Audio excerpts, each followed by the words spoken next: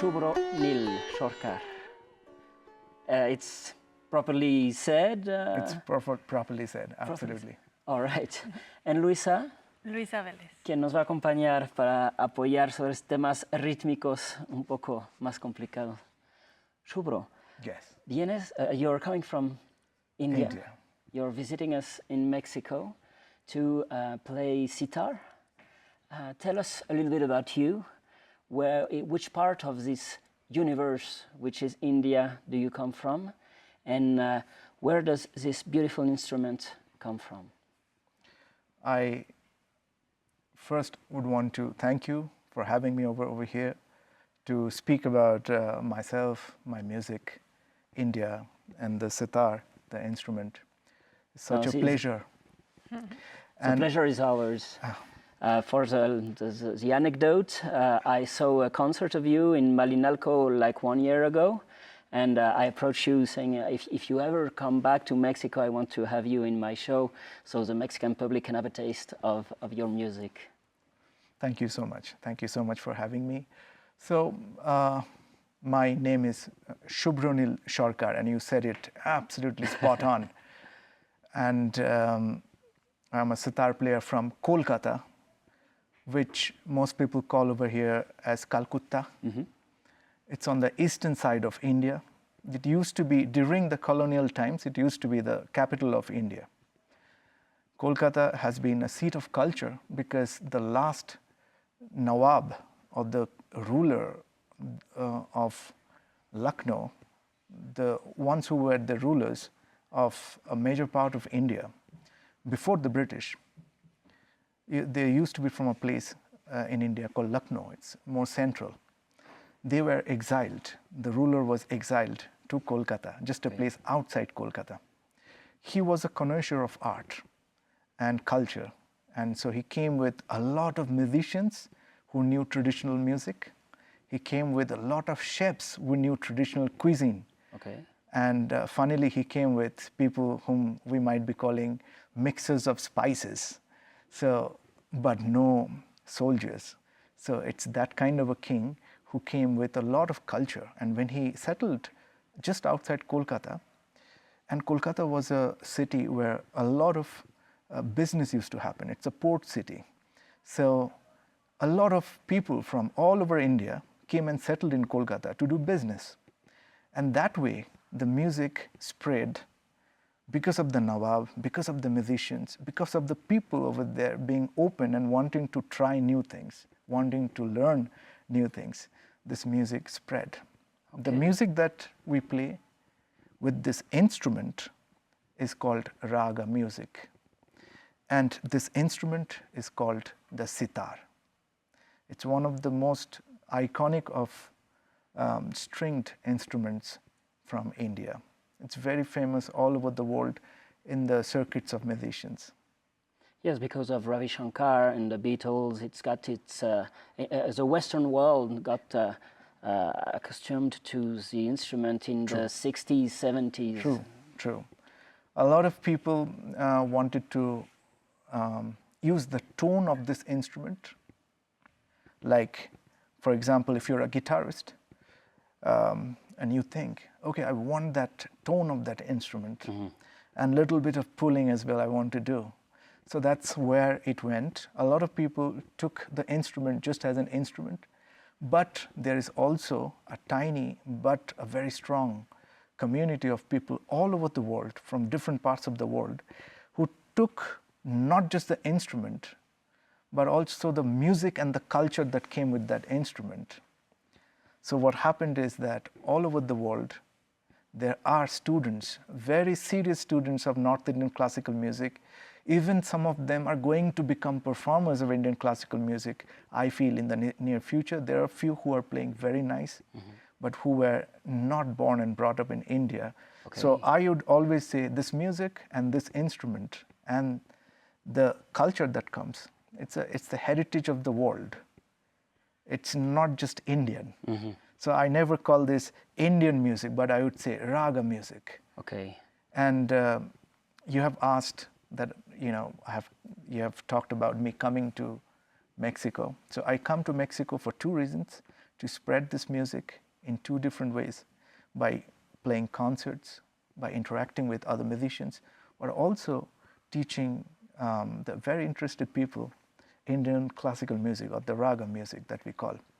And Luisa is a disciple of mine, so I wanted her to be over here to explain a few ideas about this music. It's in the spirit of the Nawab, no? Who brought the musician and the chefs and everything to spread the culture. Exactly, exactly. You talk about the instrument and the music and the philosophy of the music. I was asking you, for the purpose of the show of Cahiers 11, can you play me 3 songs? Mm-hmm. And I felt a little bit stupid. It's the song, the idea of a song, of a 3-minute, 4-minute song is not fit for the music. Can you tell us a little bit about that? How does a piece construct, and how there is a very long one that we are going to put up in our website. How does this piece build up? This music is about spontaneity and improvisations. So if we see what a song is, a song has got a meter, a song has got a melody, and if somebody is very technically advanced, they might be using modal frameworks or scale-based improvisations. Like in jazz. Like in jazz. And, but if you think about a song, then it's more fixed. Our music does have something that we come back to again and again. We call that a composition, but that is like 1% of our music. The point is that it's like in olden days, people used to say stories, right? They used to not read stories from a book, not curated stories. They used to tell their own stories, right? And each day, the story would be different. Maybe the characters are the same. They're inventing and reinventing the same story. So in the tradition that I come from, of raga music, our compositions are like the characters, like the notes are like the characters of the story. And they have very peculiar characteristics as well. The combination of notes, you can feel like you know this person, like that kind. Very personal, very alive. But what they're going to do that day, only the audience and the musician will be able to know when it happens. No? Exactly. You might start with one story and then the story could go somewhere else. So it's very spontaneous. I wanted to give an analogy so that's easier to understand. So we do not play scales, although we can do improvisations where we use all the notes of the scale. We do not play modes, we do not play melodies as such. We do not play songs, but we play raga, rag. We call it rag.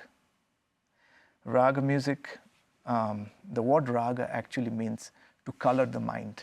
Okay. So it's very abstract, as you can see. Yet, the characteristics of a raga are very unique. We all know what rag Yaman is. The rag Yaman that I performed is a very old and evergreen raga, which uses a scale. Just for the sake of understanding, I could explain that if you want. In Occidental terms, to say it in a way. I would always want to use the sound to express, because if I express in the Occidental way, then perhaps it won't be properly explained.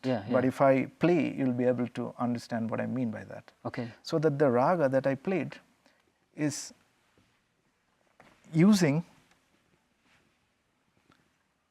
the notes, which are this.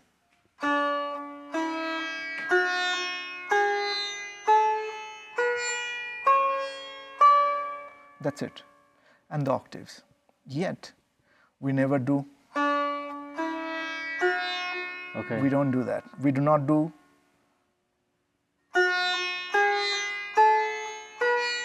We do not do. But we do something like this.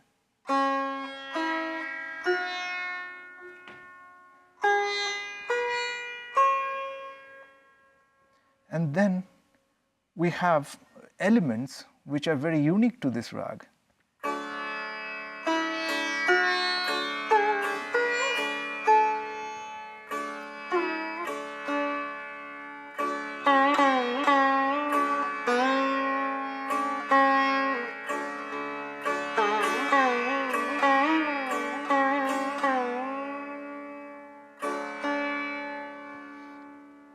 All throughout any concert, we are going to be maintaining some characteristics which bring alive the raga, like a character of a story.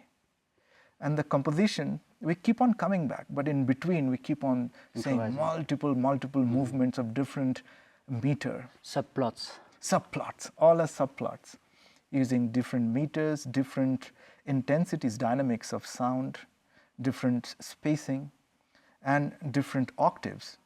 We call them saptaks. The octaves, we call them saptak, like sevenths. We believe in the sevenths, because the next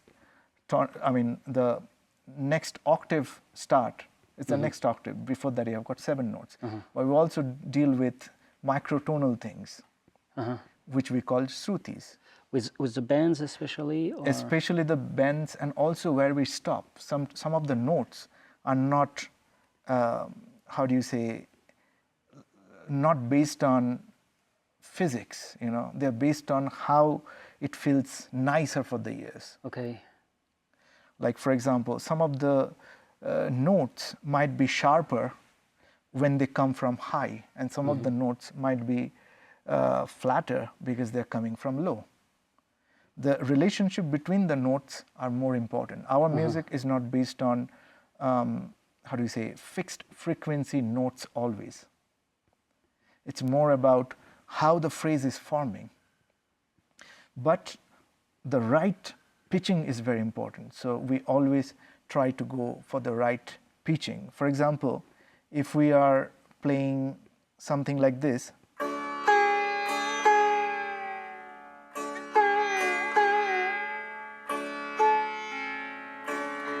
we sometimes might be using a note which is not really the important note of that raga. For example, it's not there, but we might use like this.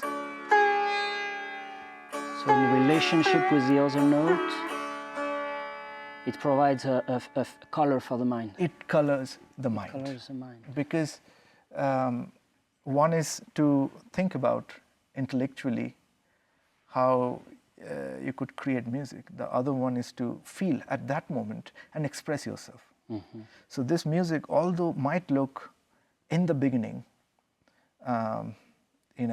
like it's putting a lot of discipline to you, but if you enter deep into it, it opens up the universe.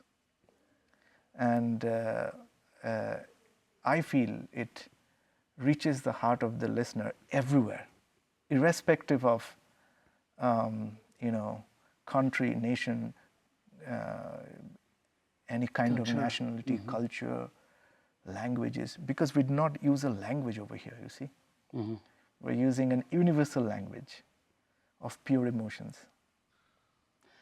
There's a lot to say. I want to talk about the instrument itself. I want to see the rhythmic part that we were talking about. Don't go anywhere. We come back in Calle 11.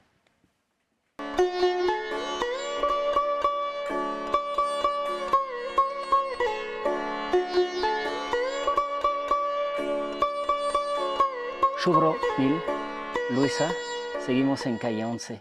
Tell us a little bit about the sitar. What is it made of? This one in particular, where did you get it? How many strings, and what are all these strings for? The sitar is a lute of a kind, as you can see. It took around 800 years to evolve into the current state. And there are older instruments in India. So this is a newer instrument, but that also is 800-year-old kind of tradition, as you can see. But what has happened to this instrument is that earlier this instrument used to be used to accompany vocal music and dance and all these things. But gradually it started evolving. The maestros started experimenting And a lot of changes happened to the sitar, to such an extent that it became a solo instrument, very complete in its own way. Every aspect of Indian classical music or raga music could be expressed through the sitar. And it's very versatile as well. So this part of the sitar is a kalabasa. Mm-hmm. It's a dried out kalabasa. Okay. This is the soundboard, and this is a hollow neck. Okay. And so it vibrates with the strings. Every part of the instrument vibrates. Vibrates. Yeah, and there are multiple joints on this instrument, because without the joint, you're not going to have the nice pull, okay, nice smoothness in the pull. So there is a joint over here which goes from here to here. This upper part, the soundboard, is still here. The lower part of the kalabasa is still here, and this part is a wooden support that links the gourd with the we call it dand, or the dand could be translated into like a stick or something, but it's not a stick, neck. A neck, you could say, like that or kind. Guitar. Yeah. So these are sympathetic strings. On my instruments, there are 13 sympathetic strings. Sympathetic is that they vibrate with the main string without being struck. without For example, being struck. Okay. With the harmony.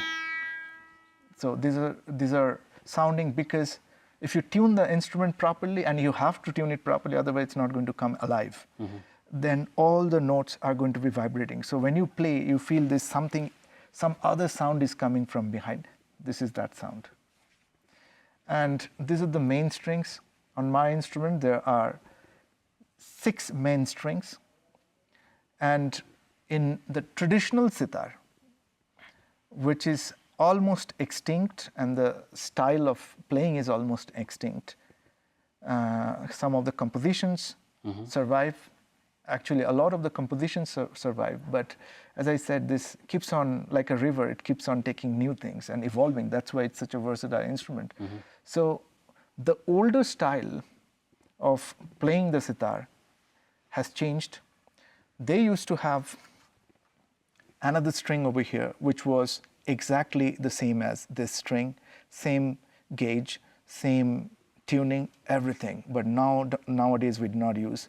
This used to be a lower pitched string, which we do not use. We use in a different manner, which I'll explain later if you have that question in mind. And these 2 strings, that and this, the first 2 strings, are the strings where we play the melodic lines. Okay. These 2 are drone strings, which give this completeness of sound when you strike. For example, for the rag Yaman that I was playing, this is the 3rd and the 5th. These are also drone strings. These are called chikari. Okay. And these are tuned to the next octave. Like if this is the low octave, if this is the, for example, if this is the low octave, if this is the mid octave,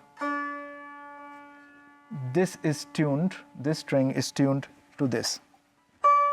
Okay, so you can have all this harmonic exactly going force. Yeah, all the harmonics that you can use. And this one is the highest octave. Okay.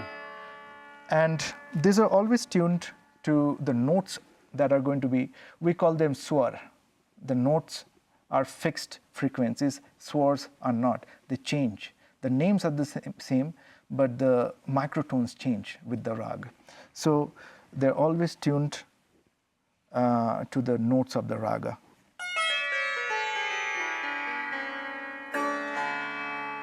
So you tune it differently for each raga? For each raga, we'll be tuning the instrument differently. Okay. And this used to be deer horn bridges, this area. Nowadays, because in those days hunting was legal and so many things. Nowadays it's not legal, and we use a synthetic material trying to adjust to life. And this is the one that I'm using is an acrylic sheet, is a monomer of a kind which gives a very close resemblance to the original sound. And these are fine tuners that we use. These are also fine tuners that we use. And this length determines how much bend or how much pull you could get from one instrument. So these are very, precise measurements. And my instrument has been made by the Hirenroy and Sons. Okay. If there is Stradivari for violin, so this is the Stradivari for sitar. So all of the greatest of maestros have had sitars. From and them. It's made to your precise indication and measurements. Yes, as you can see, what happened was there's a very interesting story to this sitar. This sitar is also a very unique sitar because you're not going to get this kind of wood on sitars. If you see the grain of this wood, this is at par with the European top standard. Like oak? Or? Yeah, this is American red cedar. And the lines, the grains are fantastic in this instrument, which transmits sound in a very fantastic way. And in India, we use a different kind of red cedar, which we call toon. It's an Indian red cedar that you find in the southeast of Asia and in India. Some sitars are made of teak as well, but teak is not particularly a tone wood. But red cedar wood is kind of like a tone wood, and it's very easy to curve. So our soundboards are not flat and thin, but they have a curve inside. Okay. Very precise curve, and also these are thick. So for that reason, the red cedar wood works perfectly for sitar. And so adapting and evolving. Absolutely. So 28 years ago, the Hirenroy family, they were in US for I think for some demonstration, and so they got this wood and they took it back to India, and they felt like, okay, we can do a top quality sitar with that, and they made it. So originally this sitar was not made for me in the beginning, right? Because it was being made. But somehow the son who was making the luthier who was making this instrument died, and this instrument could not be finished.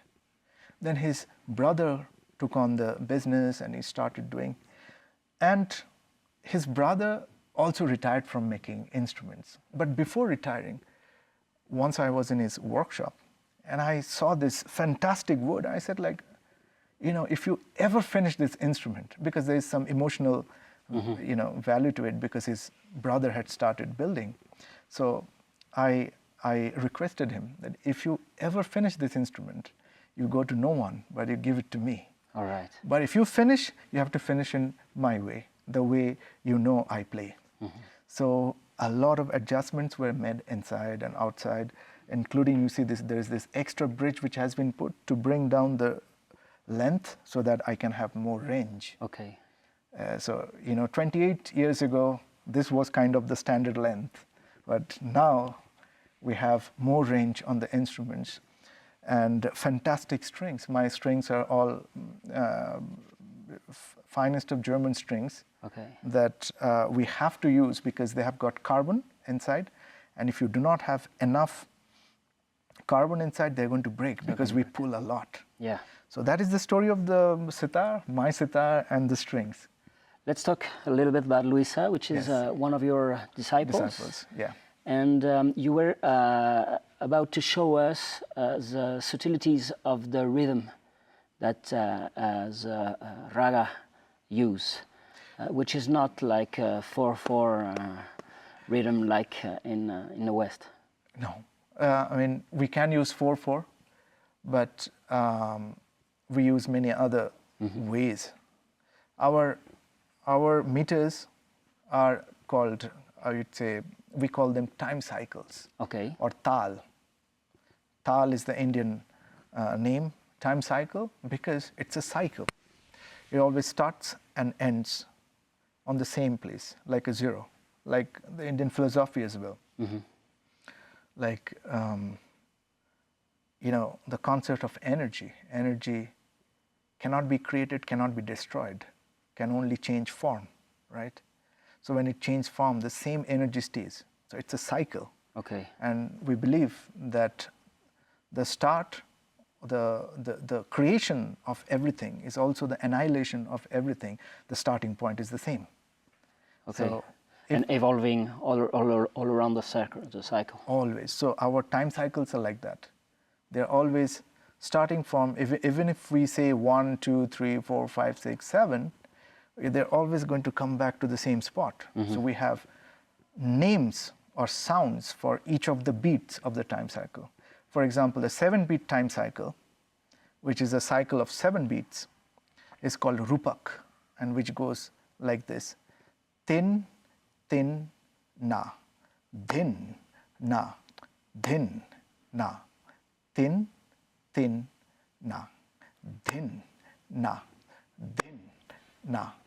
Y hay como tiempos fuertes, tiempos débiles, un poco como en la música, digamos, occidental. He asked if there are strong. Hablé en español. I was asking if there were strong beats and weaker beats. Exactly. We have stronger beats, we have weaker beats. For example, in Rupak, this means a weaker beat in our time cycle. So, tin, tin, na, din, na, din, na, tin. Because tin is a softer sound. Din, on the percussion instrument tabla, it's the 2 drums which are played together with the bass as well as the treble, whereas tin is played with only the treble.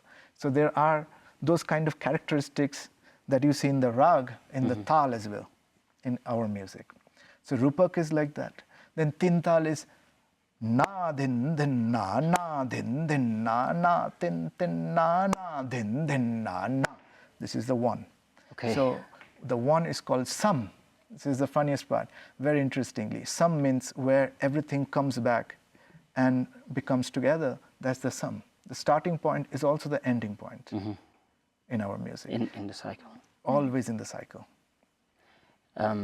You are formed in classical music. How do you adjust? How do you adapt? Is it difficult to enter this new world? Well, I fall in love with this music many years ago, but didn't have the opportunity to learn directly from a guru in the traditional way. It was from whatever we could have, recordings or books.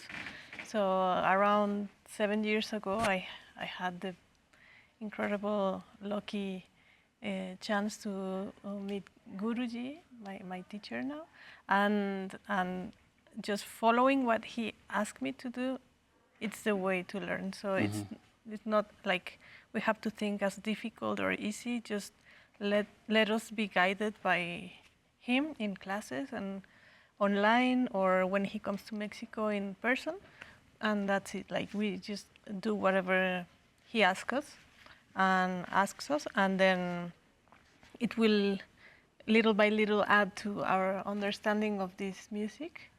So it's been a beautiful journey to learn in that way, in the way that all the musicians in India learn, without books or notations, but or a schedule, no? Yes, or goals to exactly. achieve, and exactly. Just I mean, I would take the cue from there and say that, of course, there are tiny goals in front of you. But it's not like in 2 years I'll be able to master this instrument. That kind of thing doesn't happen. Because mastering an instrument and mastering an art form completely, I mean, think about any art form. I think Pablo Picasso had said that it took him 6 years to paint like Raphael. But then he also added something else. He said like it took him a whole life to paint like a child, right? What I understand out of that is that any art form is a never-ending process of inventing and reinventing, understanding, forgetting a few things, re-understanding, evolving, right? So this music has been passed down through the generations for the last 5,000 years in a very specific way, where you hear and you exactly try to say this exact thing that you're learning. And what it does is that it helps you to rectify, I would say, your hearing. Because when I was very young, I was hearing very little of what the masters were doing. I was enjoying, but not properly understanding what they were doing. Then, trying to replicate, because my guru asked me to replicate exactly, allowed me to have more focus on what he's doing, exact movements, exact everything. What it does is that it gives you control. And that control, once you have, that's when you can allow the feelings of your heart to come out naturally. Otherwise, you'll be always limited by your technique. And that is the way we call it Guru Shishya Parampara. It's almost the same as the older master apprentice concept that was there. Very similar, where you spend time with your guru, not always with the instrument, but perhaps discussing about music, listening to music, watching interviews, talking with people, interacting with other musicians, cooking, playing, learning, everything together. So all my disciples over here in Mexico, they are learning in that way. So it's not, sometimes you have to, I cannot have always a lot of time, but mostly I try to give them as much time as possible because I have learned in that way. What is your relationship with Mexico? You've been there a few times, you have disciples here. Do you like it here? How are you? Have you been received in Mexico? And what are those communities that invite you to have a concert, have a workshop, have disciples? I think it's very interesting to note that Mexico and India are like cousins or maybe brothers. Oh, you think so? Very similar. The food, like if you have mole, we have jhal, jhol, curry, and different kinds of curry and different kinds of gravies, right? If you have mole. If you have tortilla, we have roti, naan, kulcha, like many different kinds of rotis, right? Spicy too. The spices, if you use different kinds of spices, we use different kinds of spices. If you use chilies, we also use chilies. So tomatoes, potatoes are a very important part of India, and you have so much to do with potatoes as well. In fact, I feel that culturally, both the countries try to be inclusive of others, right? India it's not one nation of one kind of people. It's a country where there are multiple nations together, just like Mexico. Just like Mexico, multiple languages. Exactly, we have got some 220 languages, so and 23 main languages, if I'm not mistaken. So very similar to Mexico, So the aesthetic sensibilities that are present in Mexico City in the people is very close to what we have in India. And here people still respect tradition and culture. And that is so important. And India also, in a way, deeply, maybe not always in the government level. Government is also trying to do its best. Every government tries to do its best. But on the basic level, there is a culture alive. And musically, is there some bridges between, son jarocho and Indian music? Some kind of improvisation music in Mexico and the non-curated music? I have to say that this music is quite unique in the world, and not because I do this music, but if you do more research on it, you'll understand that this music has been able to survive for a massive amount of time. So the kinds of things that you can do with this music is immense. If you have gone deep into this music, immense. The potential is massive, which is very different from I would say a tradition which is 200 years or 300, 400, 500 years. As I said, the tradition of the sitar is almost 800 years. And the older instruments are like 3,000 years of culture, right? And the music is 5,000-year-old kind of tradition that has kept on flowing, which is different from something like son jarocho, you know. Somebody playing jarana has a tradition of a time, right? So it's slightly different in that way, but I would say the Mexicans sing the songs with a little bit of movement from note to note, not like fixed notes that you see in European classical music. And like I'm talking about the folk cultures, right? Those kind of elements are there. So that could be one area where something could be done. Jazz has got some similarities with this because jazz also explores. Whereas we explore within a point, like a point that we call the raga, and we explore the universe, stories. Jazz allows you to move from there to other things, but we stay and express everything within the raga. That is the basic difference. They're telling me we have been very long, so I have to cut it here. Yeah. You're going to come back to Mexico. Absolutely. So I would advise our audience to look for your where to see you, to hear you, to listen to you. And thank you very much. Thank you. Thank you for so much. having us over here. Thank you. No se vayan. Seguimos en Calle 11.